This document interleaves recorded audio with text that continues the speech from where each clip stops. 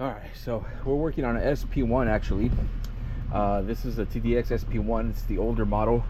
Invacare has now the SP2, so this should be a good one. Pretty much what we're gonna do on this one is replace the right, left motors.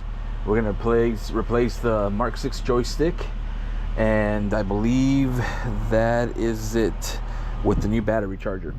So to start off, when you get the new motor, is unless you order it with the hub, and when I mean the hub, I'll show you here in a minute when I take the tire off, but I don't have any of my connectors for my power tool, so I'm gonna have to use a T-handle, and I believe this one is a number 6, I believe. So you are gonna have to take these hex bolts. There is 5 of them, so we'll remove those to get to the motor itself. So hopefully this stuff you could just fast forward to get to the main part, because this is pretty basic.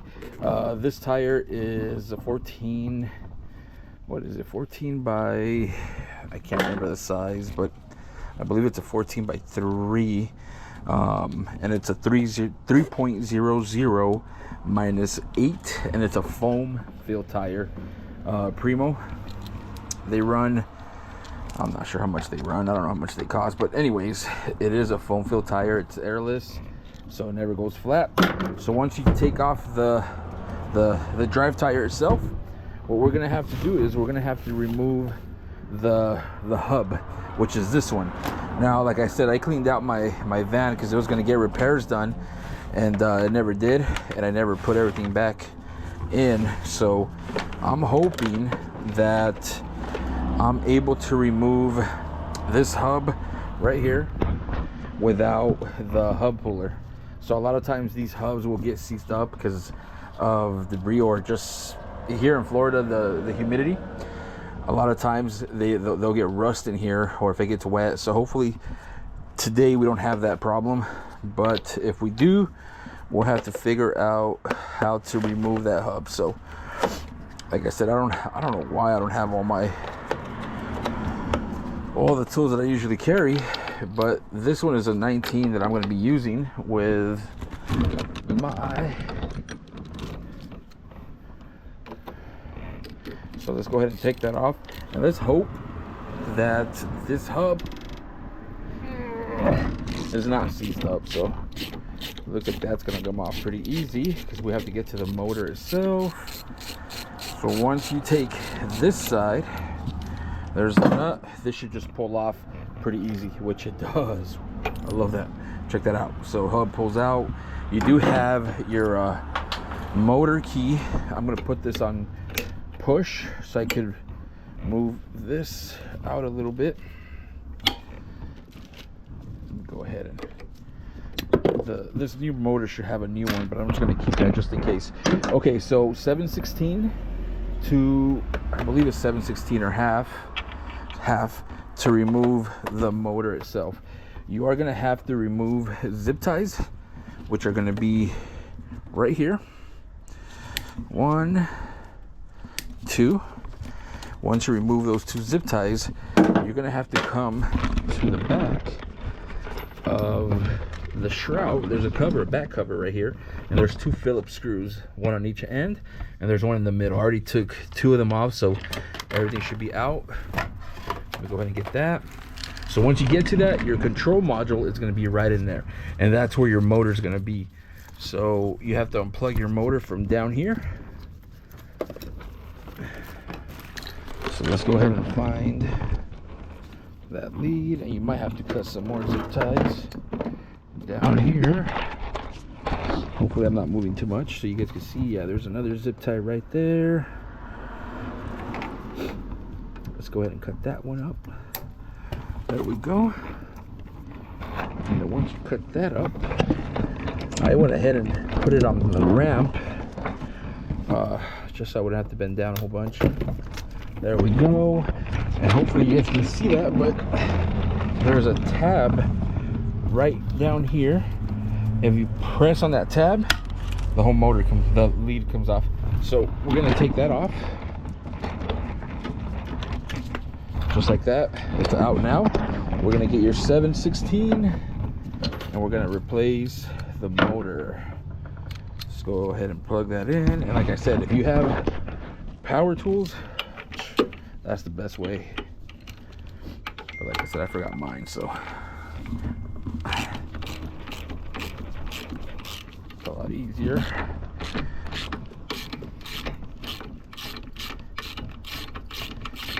And it's pretty straightforward. There's just 4 bolts that hold this motor. This is a fairly old power chair, and it looks like it's been sitting for a while too, so I was kind of surprised how easy the hub came out. Let me get an extender in here, that way I don't have to, I can just spin it all the way through.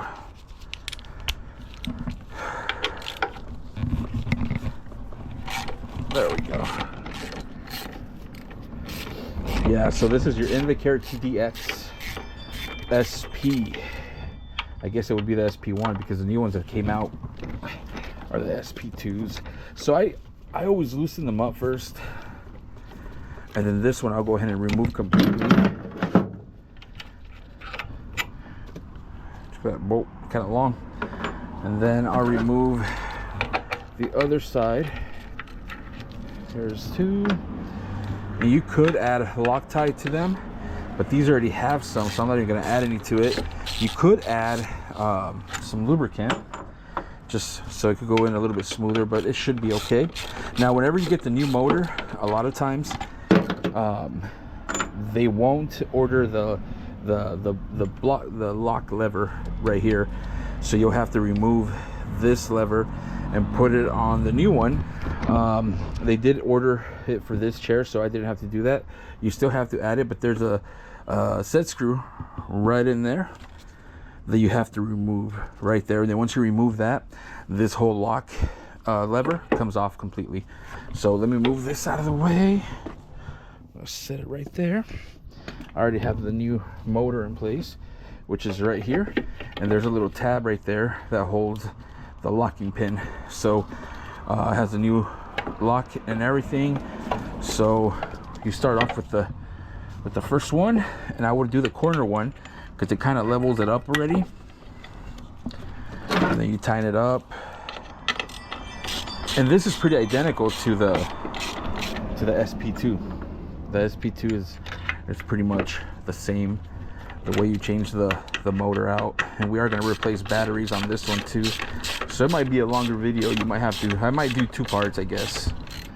Motors and then joystick. We will have to do programming on the joystick, and then we'll kind of go from there. So right motor, left motor, it's all the same. So there's a lot of places where you get motors.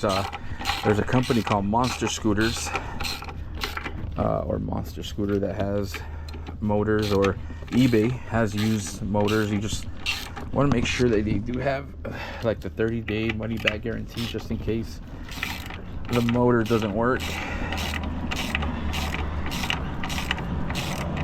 And again, power tools, you would have been done a long time ago. So we're gonna pop this out. This one doesn't have the spacer or the ring, so I'm gonna go ahead and take it off the old one, which is right here. As you can tell, it has like a little lock key groove that's right there, and this just slides all the way to the back. With this one, with that one right there. Let me set this back down, and then I'm going to get the hub. I'm going to add the hub to this, because you always have to add the hub in the you know, again, there's a little indentation right there where the key goes in, just like that. And then you're going to put in your washers, and you're going to grab the nut and then just lock it in place.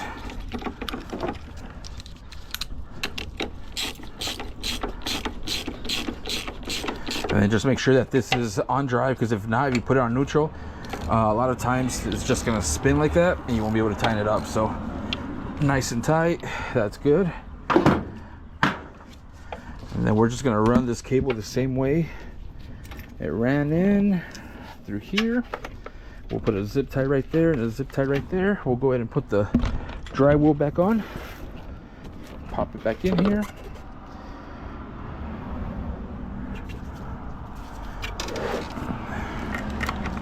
Get these flange bolts. And just go ahead and line them up. Tilt this back just a little bit more because let's scoot it forward a little bit so I can stick. And I always use a battery underneath. You guys could use like some kind of we used to use wood blocks, and those work great too. But I mean, batteries, especially the batteries enclosed in, I mean, you won't have any issues using a battery. So we'll put all these back in and then we'll start tightening everything up. Make it nice and tight. Boom. Yeah, but this is pretty simple. If you own an SP1, you could always buy just the tire itself and use these have a split rim to where you could take the rim off and put the new tire. I have a video on that as well, just called split